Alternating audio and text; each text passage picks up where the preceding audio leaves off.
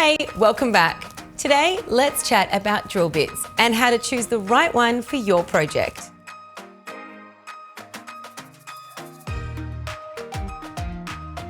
Drill drivers are super versatile if you've got the right accessory.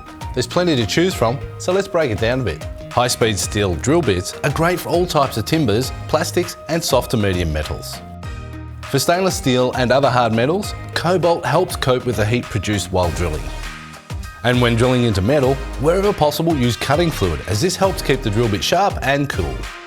Quick rule of thumb, if you're drilling a pilot hole, your drill bit should be slightly smaller than the gauge of the screw. This is to help ensure the thread of the screw will catch, right? Yep, right. Okay, what about these? Spade bits are great for creating small to medium, clean, consistent holes in timber. For best results, put your drill into high speed. And when you're after larger, clean holes, add a hole saw in.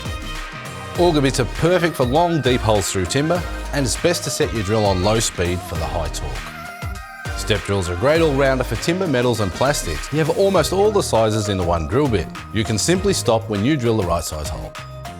If you only need a clean, partially drilled hole, like for hanging cupboard hinges, a plug cutter or Forstner bit is your go-to. Don't forget, some drills come with hammer function, so if you're drilling into masonry, grab a hammer drill and the suitable accessories. To get comfortable with the drill settings and the accessories, grab a scrap piece of material and practice.